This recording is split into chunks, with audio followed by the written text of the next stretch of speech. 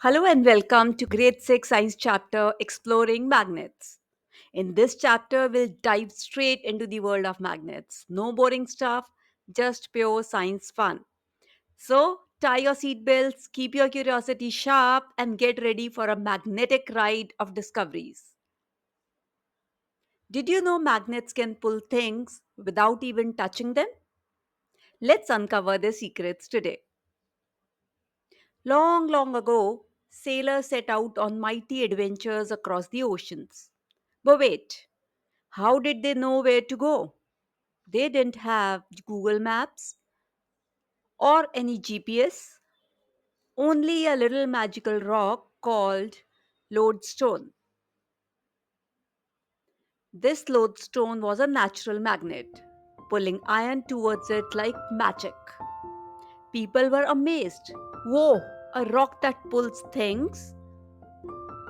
Later, clever people discovered they could make magnets too, not just from stones but from ordinary iron.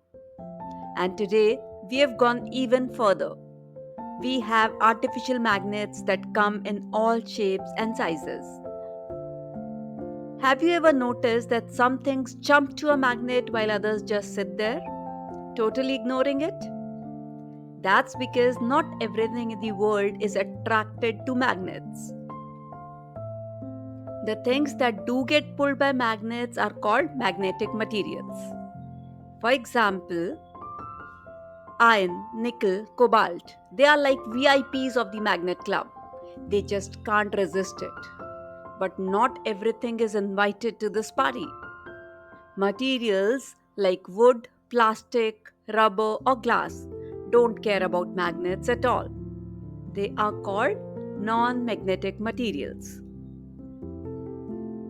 So, next time you see a magnet, try this game. Test different objects around you and discover who belongs to the magnet club and who doesn't. Next is poles of magnet. We would start with an activity. Let us investigate how magnets work using iron fillings. First, spread some iron fillings on a sheet of paper. Now place a bar magnet beneath the sheet and tap it gently. Now watch carefully. Notice something? The iron fillings are not spread evenly. They gather more at the ends of the magnet. These ends are called the poles of the magnet. One end is the North Pole and the other is the South Pole. No matter what shape a magnet has, fillings always collect near its poles. And here's an important fact. You can never get a magnet with just one pole. Even if you break a magnet into small pieces, each piece will still have both a North Pole and a South Pole. So, magnets always exist with two poles, North and South, and the poles are where the magnetic power is the strongest. You know what? Your thumbs up is the rocket that helps this video reach more learners. So, hit it now. Alright. Next is, can magnets be used for finding directions? Let's find out with the help of an activity. Take a bar magnet and tie a thread exactly at its middle like this. Adjust it till the magnet is hanging straight and balanced. Now, gently spin the magnet and wait. Watch carefully. It stops after some time, right? Let's mark the two ends on the ground or on a paper. When we join these points, we get a special line. Okay, let's try again. Give a little push to the magnet, wait till it stops, and whoa, it stops along the same line again. But what line is this? This line is none other than the north-south direction. Cool, right? The end of the magnet pointing towards the north is called the North Pole, and the other end is called the South Pole. Now, the good question is, why does this happen? Because Our Earth itself is like a giant magnet. Yup, you heard that right. Our planet is magnetic. Now try the same thing with just a normal iron bar. What happens? Ha! It doesn't always rest along north south. That's the magnet's superpower. Only magnets show the north south direction. Now, this very property gave rise to one of the most useful inventions in history, the magnetic compass. It's like a tiny bar magnet shaped as a needle, free to rotate. The red tip of the needle always shows north. Now, rotate the box until the dial matches the needle, and boom, you've got directions at your fingertips, just like sailors did hundreds of years ago. Want to make your own compass at home? Easy. Rub a needle with a magnet. Float it on water using a small piece of cork or leaf and watch it. It'll point north south. You've just made a DIY compass. So, next time you look at a compass, remember it's the magic of magnets and our earth working together. And hey, if you enjoyed this little adventure, don't forget to give the video a thumbs up. It helps the channel point in the right direction too. Moving on, did you know that long before the modern magnetic compass was invented, Indians had already come up with a clever idea to find directions at sea? They used something called Matsya Yantra. Imagine this: a tiny fish shaped piece of iron, magnetized and floating in a bowl of oil. Instead of a compass needle, this little iron fish always point towards the north. So, sailors in ancient India didn't need GPS or Google Maps. They trusted their magnetic fish to guide them across the seas. Now tell me something.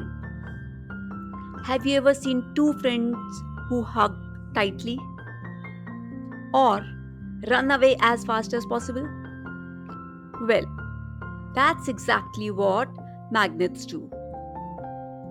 When the north pole of one magnet meets the south pole of another, they go like besties forever and stick together. This is called attraction.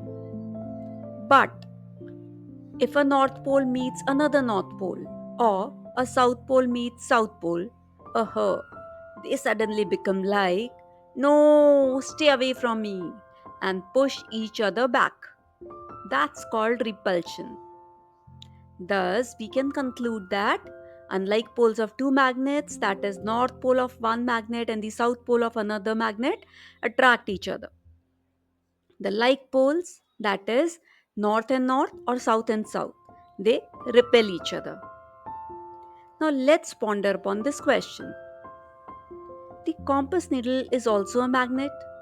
Will it show the same behavior if a magnet is brought closer to it? Well, first of all, did you know that the compass needle is actually a tiny magnet? That's why it always points to the north. Now, if you bring another magnet close to it, guess what happens? The compass needle starts to dance and move. If the north pole of your magnet comes near the south pole of the needle, whoosh, they get attracted.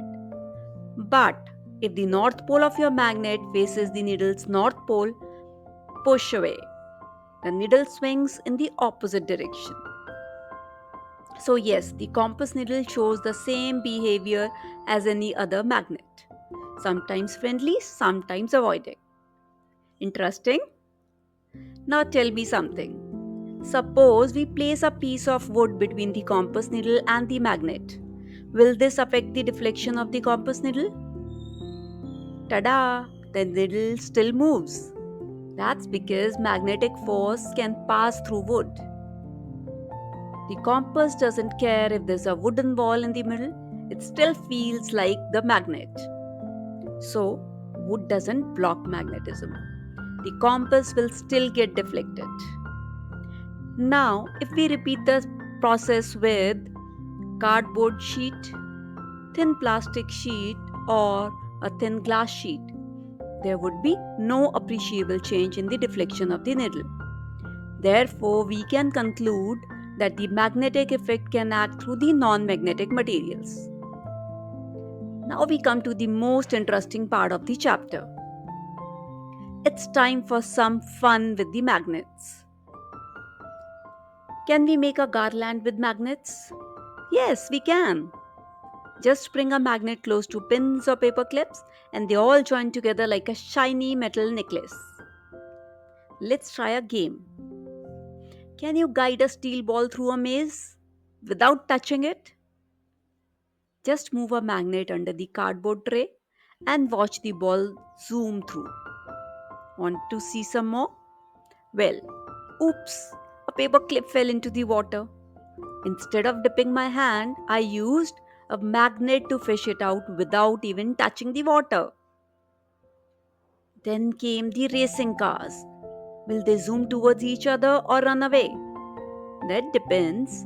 Opposite poles attract and zoom closer, but like poles push away like rivals. In some magnets, the north and south poles are written as N and S. Sometimes north is marked with a white dot, and sometimes it's like fashion.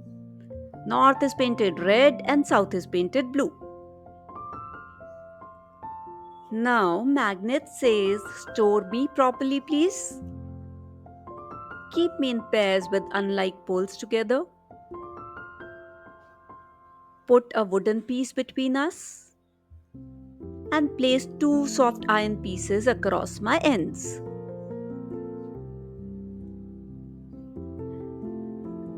Magnets don't like being treated badly.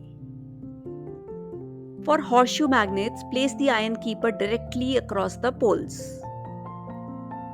Also, don't heat them, don't drop or hammer them, and don't keep them near mobiles or remotes, or they'll lose their magic. So you see, magnets are not just science, they are full of fun also. Can you think of your own magnet games? Try and share them. Did you get to know your chapter is done? Chalo then. See you very soon.